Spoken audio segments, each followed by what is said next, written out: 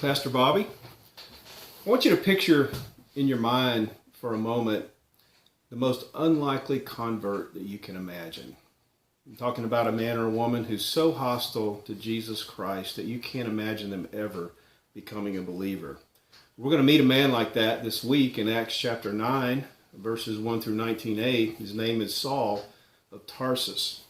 And the amazing thing about Saul at this point in his life is that he is convinced that he is serving God as he is persecuting Christians. He's going from house to house, dragging men and women off to prison, and he's breathing out murderous threats against the church.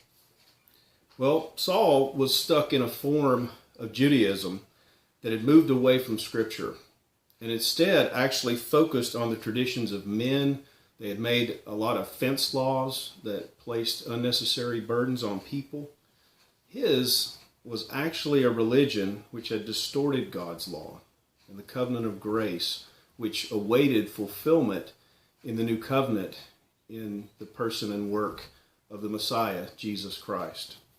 Well, Jesus confronted Saul on the road to Damascus. He spoke to him and he struck him blind. Now, I don't know about you, but if I lost my eyesight for 5 minutes, I would be terrified. But Saul is left for 3 days to contemplate this amazing experience that he's had with the risen Christ. Well, God brings Saul to Damascus with the aid of others, and God has a disciple in Damascus named Ananias.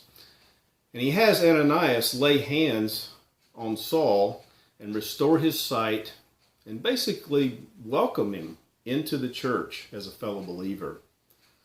Saul would later become the Apostle Paul, and he would be God's instrument in writing 13 books of the New Testament. It's truly an amazing story. But Saul of Tarsus is really the poster boy for God's sovereign grace and the salvation of every believer. And although Saul's experience is unique, the risen Christ does not appear to us today in order to convert us. But by his word and spirit, he still confronts us. And he shows us our need for him, and he effectually calls us out of spiritual darkness and into his light and his love.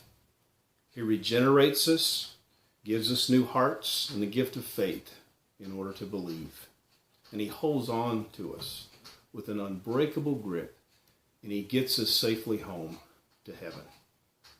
I can't wait for what God has in store for us in his word this week. So let's all study God's word together.